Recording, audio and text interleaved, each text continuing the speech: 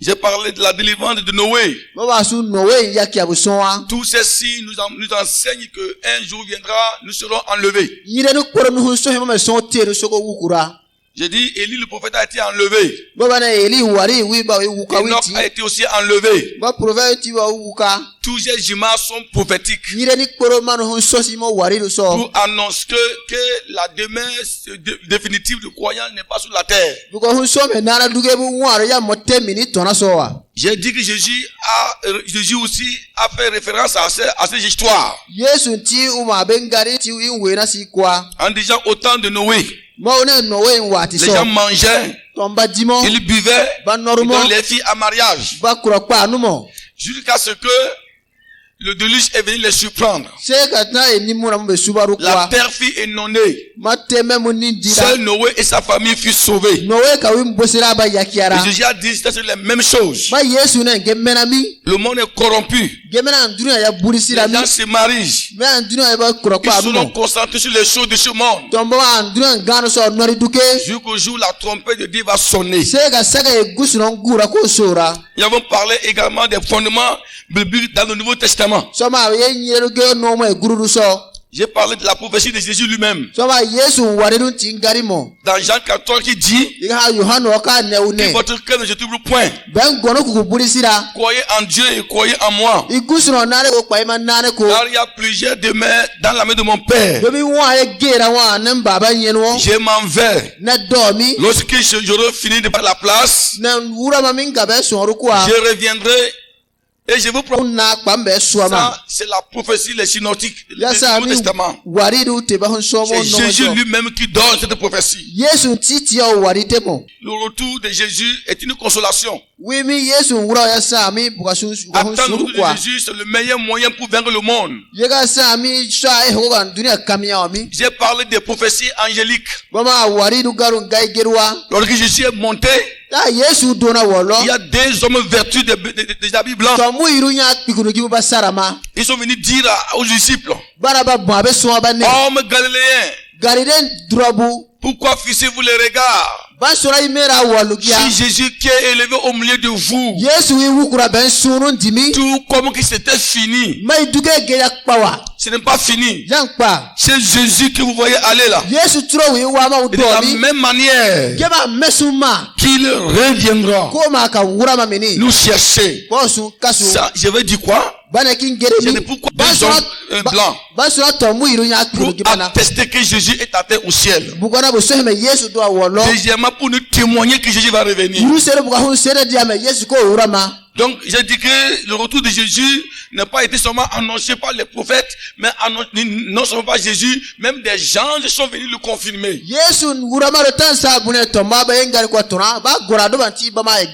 J'ai parlé également le témoignage apostolique. Pour l'apôtre Paul, il va en détail jusqu'à décrire la chronologie de retour de Jésus. En parlant aux chrétiens de Thessalonique et Corinthe, pour l'apôtre Paul, ce retour sera précédé par le son de la trompette d'un archange. J'ai défini le rôle de la trompette dans l'Ancien Testament, qui consiste à convoquer des gens à un rassemblement pour écouter des messages urgents ou bien pour une guerre. Ici, le son de la trompette a pour but de rassembler tous les élus des quatre coins du monde pour l'enlèvement de l'église. Et l'apôtre Paul va dire que ce jour-là, lorsque Jésus va descendre, son pied ne mettrait pas à terre.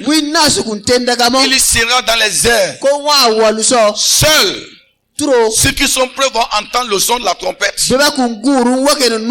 Seuls les chrétiens prêts, comme l'a dit tout à l'heure le chant, ceux qui vont entendre le son de la trompette. J'ai dit le seul signe qui va monter au monde, qui a eu l'enlèvement et les bouleversements qui auront lieu.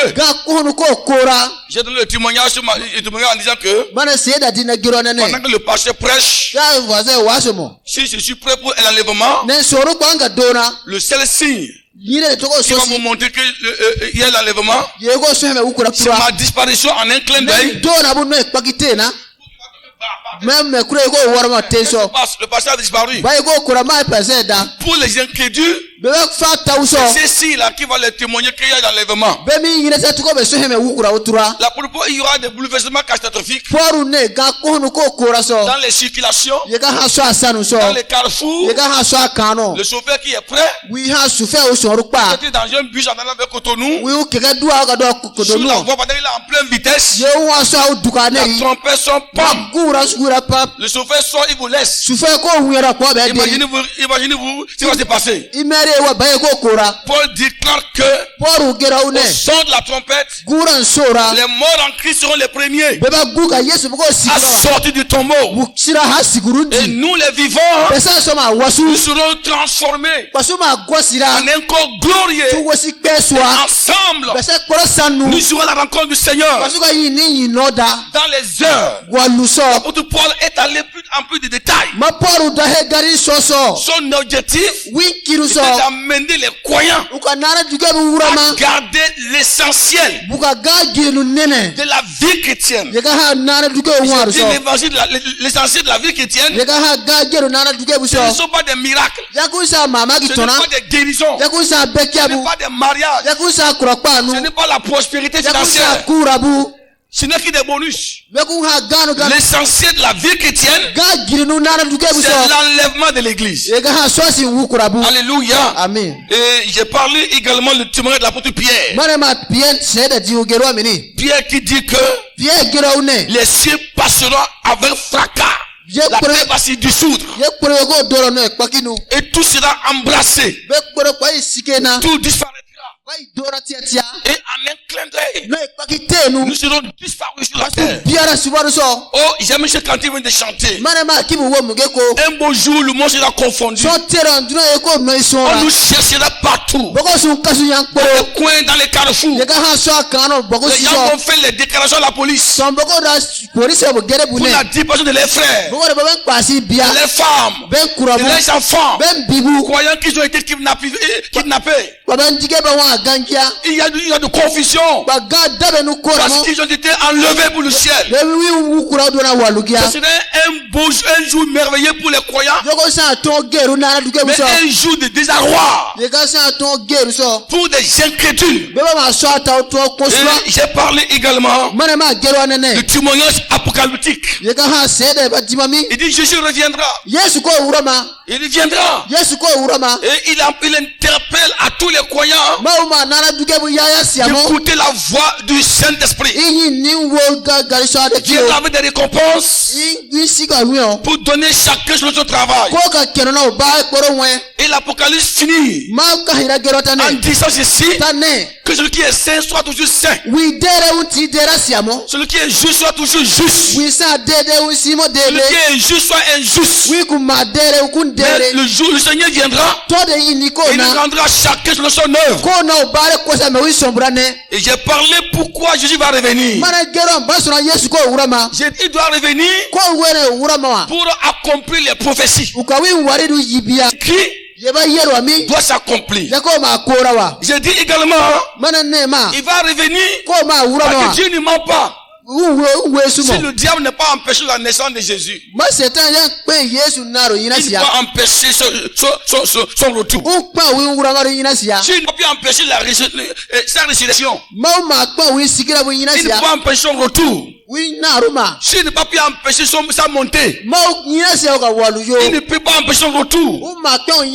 J'ai dit Jésus va revenir. Les puissants de ce monde, des loges, des secteurs, des gouvernants, quel que soit leur niveau de force, ils ne pourront pas empêcher le retour de Jésus-Christ. J'ai dit une des choses qui fait peur au diable, c'est le retour de Jésus-Christ et l'enlèvement de l'église. J'ai parlé également pour prendre les siens. Jésus ne vient pas son église. L'église ne sera pas sur la terre pour toujours. Elle sera enlevée. Et c'est ça que nous attendons. Et l'évangile primitif était centré sur la mort, la résurrection de Jésus, son enlèvement et son retour.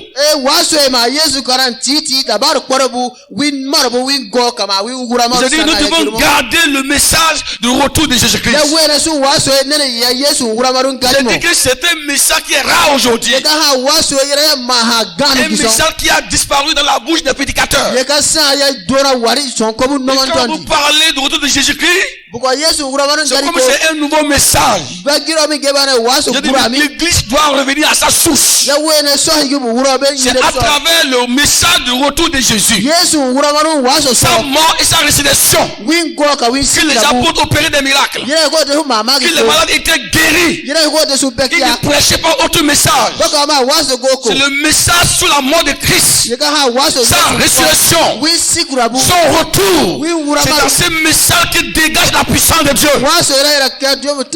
Mais malheureusement aujourd'hui, il y a de la distraction dans le corps de Christ. Les gens disent n'importe quoi. Parce que le miracle, on peut le chercher autrement. La puissance de Jésus se trouve dans son message. J'ai dit également que ce retour, c'était un retour de délivrance. Et David va dire dans Psaume 89, heureux ceux qui écoutent le son de la trompette. Le Seigneur va les délivrer. Nous serons délivrés. Nous avons parlé des signes précurseurs du retour de Jésus. J'ai parlé des guerres, les bruits des guerres, les tremblements de terre. La Syrie, la Turquie, il y a eu 50 325 morts lors des tremblements de terre en dehors des blessés. Nous avons parlé des guerres comme le Hamas et Israël. Ce sont des guerres prophétiques. J'ai parlé des attaques spirituelles. L'Église est attaquée au dehors et sera aussi attaquée à l'intérieur. Il y aura des rébellions dans l'église. Il y aura des soulèvements dans l'église. Les chrétiens apostats vont se soulever. Ils vont se rébeller contre les vrais serviteurs de Dieu. Ils vont s'opposer à l'œuvre de Dieu. Parce que l'avancement de l'œuvre de Dieu est un danger contre le royaume du diable.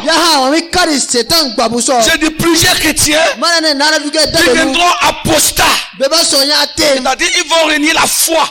L'amour va se refroidir. Le zèle va se refroidir.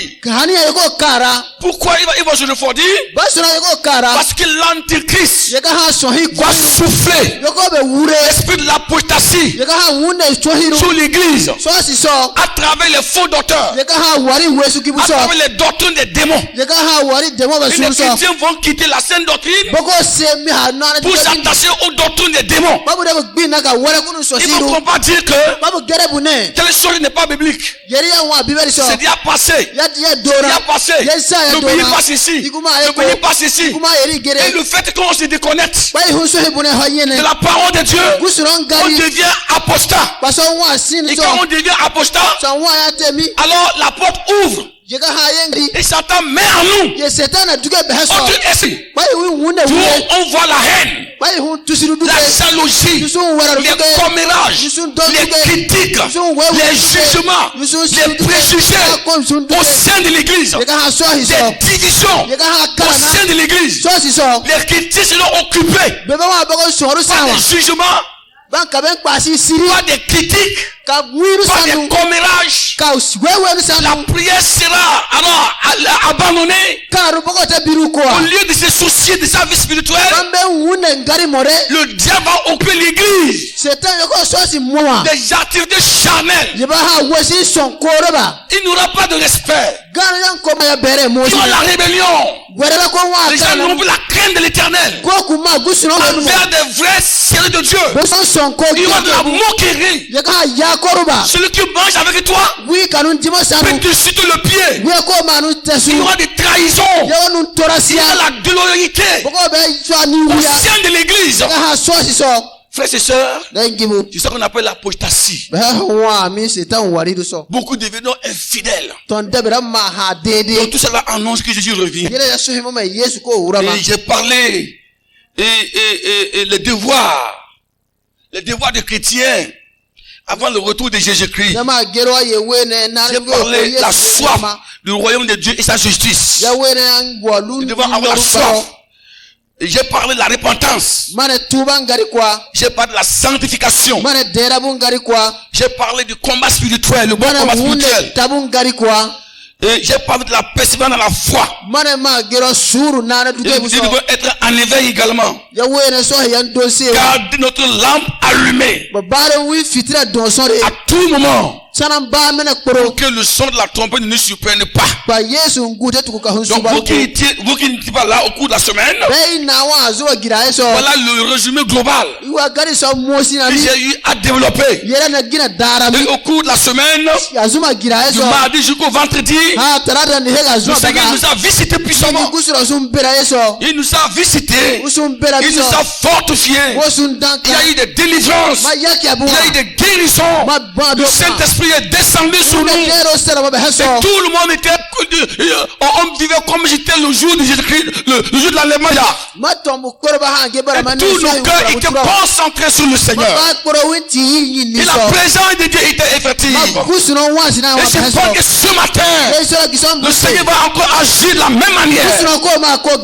Alléluia. Amen. Et j'ai parlé en disant que nous devons nous préparer pour le retour de Jésus. Les chrétiens qui marchent dans la crainte de Dieu, qui marchent dans la sanctification, ils ne seront pas surpris. Ils ne seront pas surpris de l'enlèvement. J'ai dit l'essentiel, c'est l'enlèvement. L'essentiel, c'est l'enlèvement. L'essentiel, c'est l'enlèvement. Alléluia. Amen. Ce matin, nous disons l'évangile de Jean, chapitre 9. Jean, chapitre 9, le verset 3 à 4.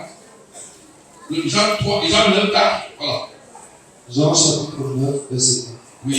Il est écrit, il faut que je fasse, tandis qu'il est jour, les œuvres de celui qui m'a envoyé. La nuit vient où personne ne peut travailler. Allez-y. Pendant que je suis dans le monde, je suis la lumière du monde. Merci. Amen. Amen. Le thème de mon message de ce matin, c'est mieux de le faire maintenant. C'est mieux de le faire maintenant. L'expression maintenant exprime le temps présent. Le temps que vous avez l'occasion de servir le Seigneur. Le temps que vous avez l'opportunité de servir le Seigneur. C'est ce temps que l'expression c'est mieux maintenant traduit. Maintenant, c'est le moment de la vie. Maintenant, c'est le moment de la force. Maintenant, c'est le moment de la capacité. Vous avez des pieds. Vous avez des mains. Vous avez le temps.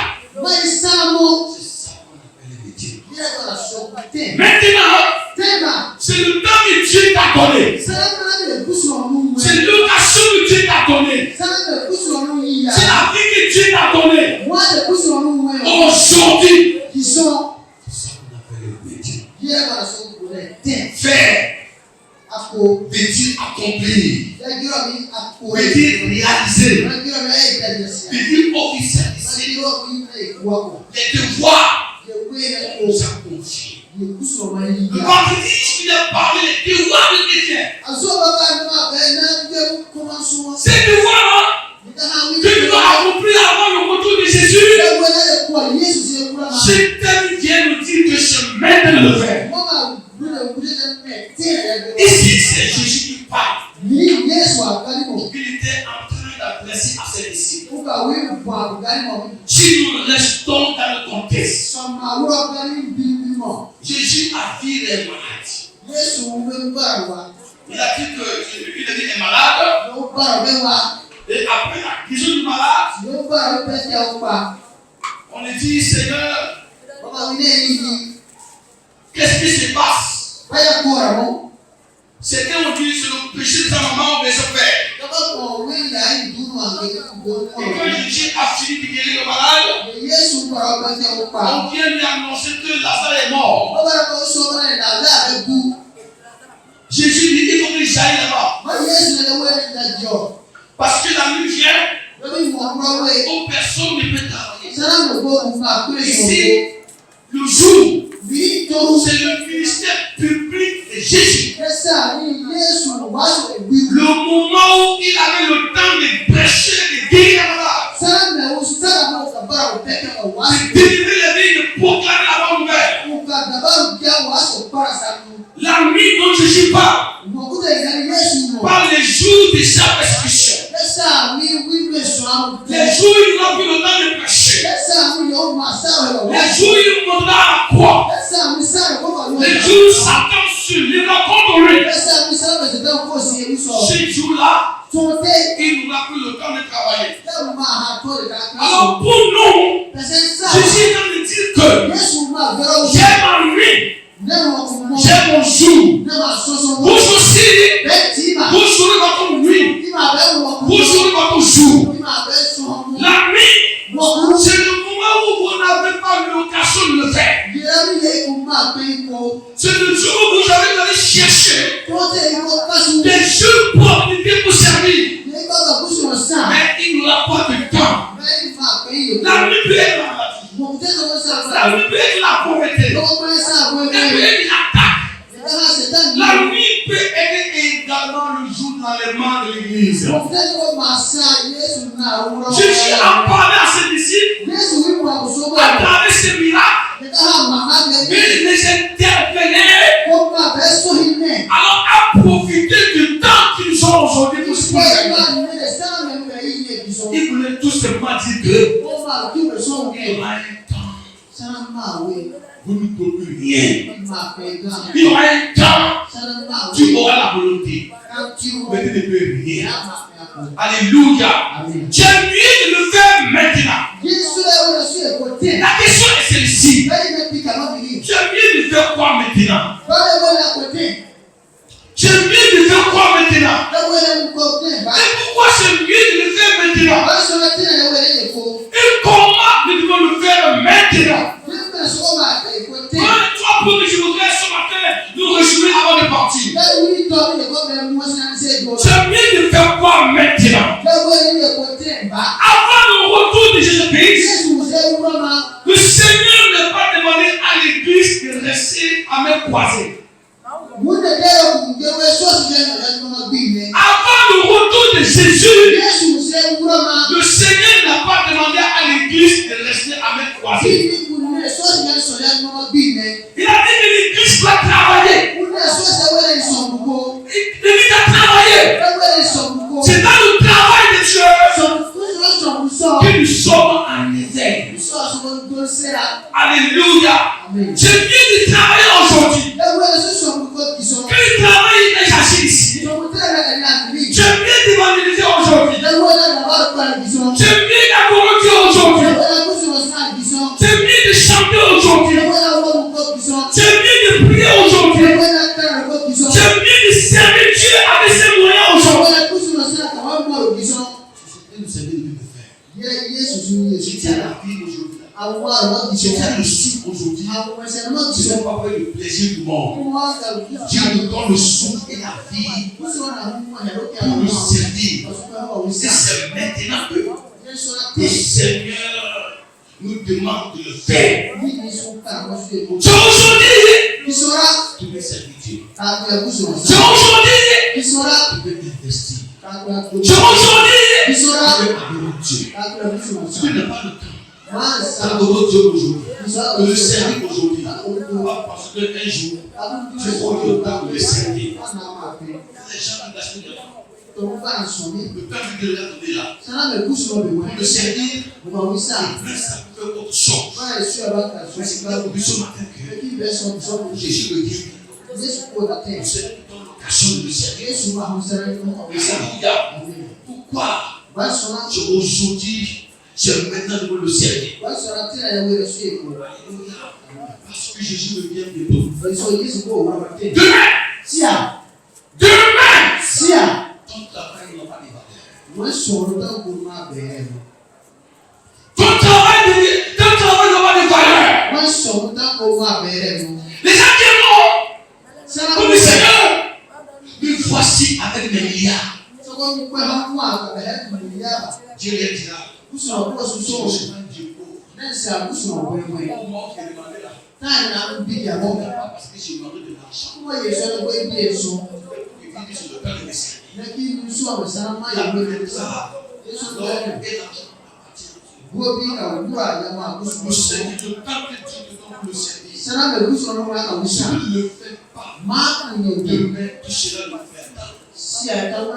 Tu seras le perdant. C'est un moment de grâce. Un temps viendra. Tu peux avoir de l'argent, mais tu ne peux plus le faire. Un temps viendra. Tu viendras avec ta dîme, avec des offrandes, mais tu n'auras pas à qui donner ça. Si tu vas servir Dieu, ne jetez pas ce que vous devez faire aujourd'hui au lendemain. Car la nuit vient. Et personne ne peut travailler. La nuit peut être le moment difficile pour ta vie. Mes sœurs, c'est mieux de le faire maintenant. Parce que tu ne sais pas le jour où le Seigneur va te l'appeler. Ce matin, j'attendais l'adoration de Jésus. Le Seigneur m'appellera.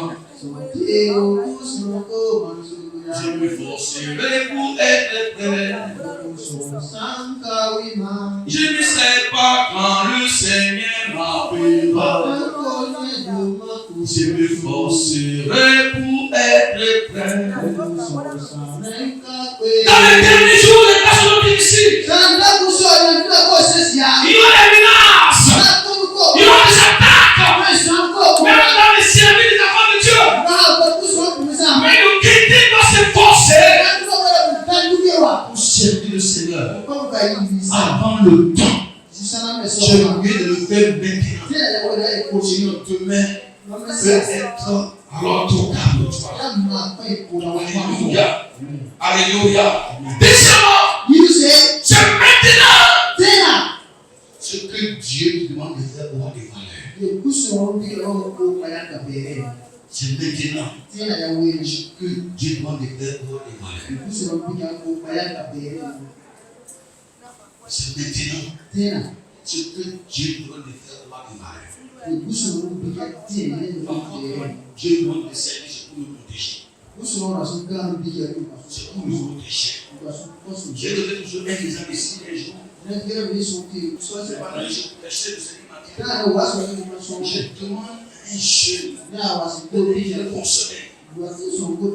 Un jeune fonctionnaire. Demande-moi ceci. La voix était si forte. J'étais étranger. Je me demandais, est-ce que ta voix était si forte? Aide-moi à me sauver. Aide-moi maintenant à te délivrer. Il y a un plan diabolique derrière la maison. Pendant que je parlais, c'est chez nous qui était tellement médité. Le diable s'est emparé de son cœur. Parce que l'argent qu'il gardait là, il ne voulait pas de tout donner cela. C'est même de prendre son salaire. Le jour de 200 000 francs. Il se fâchait. Il est sorti dehors avec des amis. Il a dit que tu ne pas besoin. Mais le Seigneur a encore insisté. Il y a quelque chose qui se prépare à la maison. Pendant qu'il le diable dit non. Le diable prépare un danger pour lui. Dieu continue encore à préciser qu'il y a un incendie qui se prépare pour prendre toute sa maison. Qui dit qu'il ne sort pas sans faire son œuvre avant de rentrer. Avant d'être dans la maison. La maison a coupé. Il y avait les belles gens dans la maison qui a coupé. De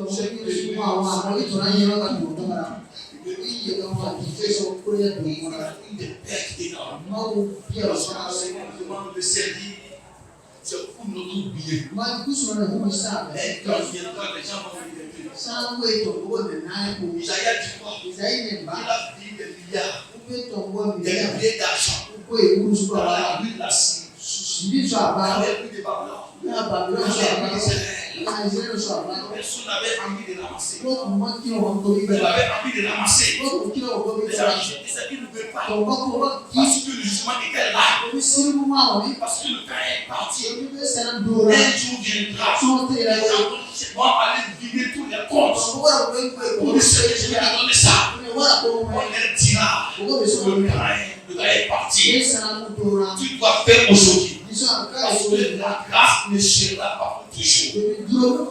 Un jour viendra, la porte de la grâce sera fermée. Tu viendras taper la porte. Seigneur, ouvre la porte. La porte sera fermée. C'est pourquoi la Bible déclare, si vous entendez la voix de Dieu aujourd'hui, n'endurcissez sur votre cœur. C'est bon de le faire aujourd'hui. Sinon demain tu vas regretter. Tu vas pleurer. Paul m'a dit également que au ciel, beaucoup de chrétiens ont regretté pour avoir manqué l'occasion, pour avoir la l'éducation. Les récompenses seront au ciel. Il va briser couronne de vie au ciel. Et vous savez pas nous rappeler chacun selon son travail. Certains vont dire, si j'avais su, j'aurais fait ceci, j'aurais fait ceci, j'aurais fait ceci. Toutes les occasions que Dieu vous donne de servir et que vous trouvez l'occasion de ne pas le faire, il faut savoir qu'un jour viendra, ça sera un grand regret. C'est pourquoi la Bible déclare, j'aime mieux de le faire maintenant. J'aime mieux de le faire maintenant. Parce qu'elle prêchait l'évangile. Pendant qu'il a prêché l'évangile, le Seigneur lui a dit ceci. Il doit enlever tout son compte. Pour faire la campagne d'évaluation. Et puis c'était urgent pour lui. Et puis il veut construire au moins 5 églises. Et évangéliser une croisade. Il remplit le peuple de Dieu. C'est ça qu'il a appelé sa femme. Et Dieu a dit que nous devons vider le compte. Pour construire son royaume. Et le pasteur a fait cela. Il a construit des églises au Tchad. Il a dit des grandes croisades. Quand il a fini de faire ça, il est rentré à la maison. Et il a appelé sa famille. Ils ont rendu grâce à l'Éternel. Quand ils ont pouvoir prier, le Saint-Esprit les a saisis. Le soir, jour, matin, il a appelé son fils aîné. Il dit, mes enfants, pendant que je priais, le Seigneur a envoyé ses anges pour me prendre. Pour me prendre. Je vous bénis. Je vous dis au revoir. Je fais un voyage. Vous ne comprenez pas cela. Papa dit qu'il n'a pas la douche. Arrivé à la douche, il a besoin de nettoyer. Et il se couche au lit. Il sort dans le tout le cri de diamant. Il a accompli son œuvre avant de partir. S'il tardait avant de le faire, il avait la petite occasion là. Quand la plupart de retour de Jésus, il y a des gens qui vont rejoindre le Seigneur avant de tout notre Père. Je ne suis pas en train de vous dire la mort, non. Je peux dire au milieu longtemps. Mais c'est pour qu'il cœur. Donc il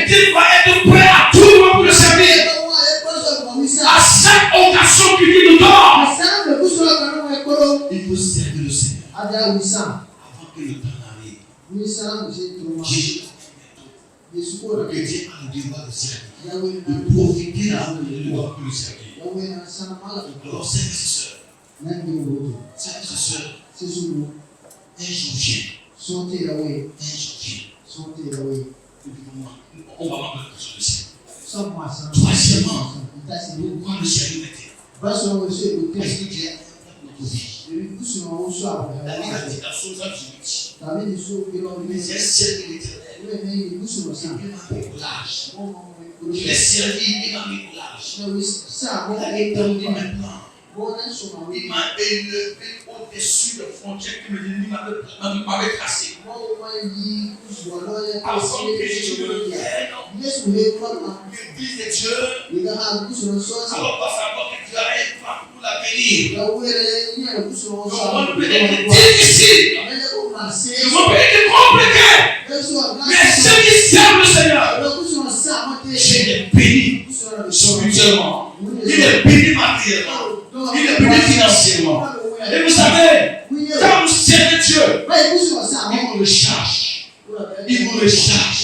Quand vous ne le servez pas, vous perdez votre foi. Vous perdez votre conscience. Dieu veut nous mettre au delà. L'ennemi a passé des frontières. Il a mis des frontières. Mais si nous servons l'Éternel, il nous met au large. Tu peux avoir des diplômes. Tu peux avoir un doctorat. Tu peux avoir ton master.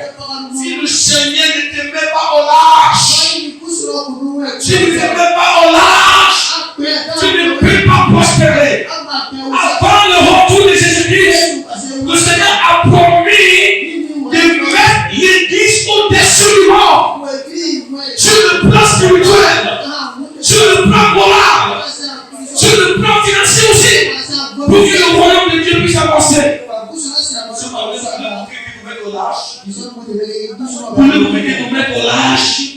Le Seigneur puisse se mettre, il faut le servir. Il y a des plans pour ta vie. Et quand tu as un plan pour ta vie, l'ennemi se lèvera d'une manière à une autre.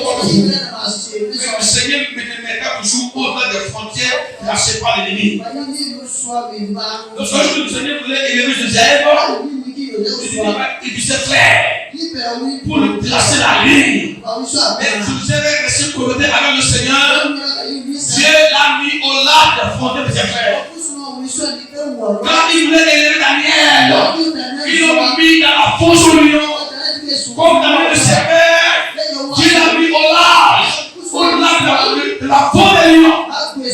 Cette église depuis là, Dieu a un plan merveilleux pour vous. Il a un plan merveilleux pour moi. Ceux qui vont servir le Seigneur, qui vont de corps et âme, le Seigneur les mettra au large. L'œuvre de Dieu, ce n'est pas l'œuvre de pasteur. L'œuvre de Dieu, ce n'est pas l'œuvre de diacre. L'œuvre de Dieu, ce n'est pas pour quelqu'un. L'œuvre de Dieu, c'est pour Jésus. Refuser de servir le Seigneur, c'est se priver des grandes missions de Dieu. Et c'est pourquoi le diable n'est pas content. Le diable n'est pas du tout content de voir les enfants s'engager pour le servir. Donc Dieu veut nous bénir. Et tu bloques dans ta vie. Et tu vois dans ta vie, quels sont les troncs d'arbres que Satan a mis devant toi? Quels sont les soldats qu'il a mis devant toi? Ce matin, Dieu te dit qu'il veut que tu mettes au-delà des frontières maléfiques. Il veut que tu mettes au-delà des frontières sataniques. Si tu obéis à la voix du Seigneur, lève ta main vers le Seigneur. Je lui donne cette prophétie. David dit quoi? J'ai invoqué l'Éternel. Il m'a délivré de ma détresse et il m'a mis au large. Ce matin, que le Seigneur te mette au large, au-delà des frontières tracées par l'ennemi. Au nom puissant de Christ. Alléluia. Que Dieu te bénisse ce matin. Dieu veut changer l'histoire de l'Église. Il veut changer ton histoire. C'est pourquoi il te dit ce but de faire maintenant. Alors comment servir Dieu maintenant? Comment servir Dieu maintenant? Avant le retour de Jésus-Christ. Premièrement, nous devons être obéissants. Dieu ne marche pas avec des chrétiens désobéissants. L'obéissance, c'est l'exécution. à la volonté de Dieu. Il dit quelque chose que tu dois le faire. Si tu es obéissant à la voix du Seigneur, tu pourras le servir. Avant le retour de Jésus, le Seigneur va nous demander certains offices. Il va nous demander certains travaux, certains devoirs. Et si tu n'es pas obéissant, tu dois le faire. L'obéissance précède la foi. Le retour de Jésus est un retour glorieux, est un retour de bénédiction, est un retour de prospérité. Nous serons au ciel avec lui. Mais pour y parvenir, nous devons obéir. Nous devons obéir à la voix de Dieu. La vie chrétienne est une vie d'obéissance. Ce matin, Dieu nous demande à l'obéissance à sa voix. L'obéissance, c'est faire ce que Dieu te demande de faire.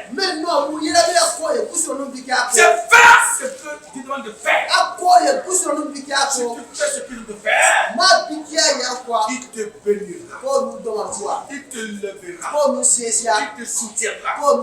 Deuxièmement, il faut la foi. Il faut la foi. La Bible déclare que la foi joue un rôle très important. Quel rôle la foi joue dans la vie du croyant? Le premier rôle que la foi joue, c'est que la foi nous donne la foi tue le doute. La foi tue le doute. Le doute est un esprit qui est assis dans la chair, qui nous empêche, qui nous fait douter de ce que Dieu peut faire. Cette foi-là, on l'appelle la foi authentique. Elle n'a rien à voir avec la conviction du salut. On peut être convaincu qu'on est sauvé. On peut être convaincu qu'on est enfant de Dieu. Il ne peut pas être capable de croire que Dieu peut faire quelque chose maintenant. Il y a des gens qui prêchent, mais ils ne croient pas que Dieu peut faire des miracles. Sans la foi, tu ne peux rien. Avant le retour de Jésus-Christ, les temps seront difficiles. Servir Dieu ne sera pas pour n'importe qui. La foi. Il faut démontrer des yeux. Quand la photo là, c'est la foi. Et chaque fois qu'on peut dire pour dire que la foi ne croit pas. C'est pas une foi morte. Une foi qui doit démontrer les œuvres. Qui va démontrer les œuvres. Sans la foi, tu ne peux rien. Tu ne peux rien. La foi te permet de voir comme Dieu voit. De voir comme Dieu voit. De penser comme Dieu pense. Sans la foi, tu ne peux rien. Dans la foi, tu ne peux rien faire. La foi nous demande de poser des actes. Des actes concrets. Des actes concrets. Pour faire avancer l'œuvre du Seigneur. Sans la foi, tu ne peux rien faire. Notre Dieu est un Dieu de foi. Est un Dieu de grâce. Il faut être en voyage. Obligé de part. Quand je venais, je n'ai pas d'argent. J'ai pris tout mon argent. Tu m'as dit de sauver un évangéliste. Je dois dire la vérité pas. Et j'ai fait un calcul bien précis. Quand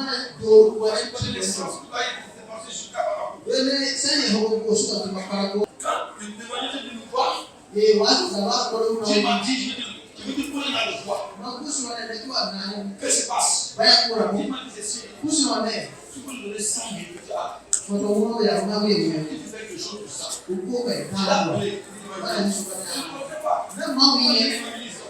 Je l'ai mis dans le champ.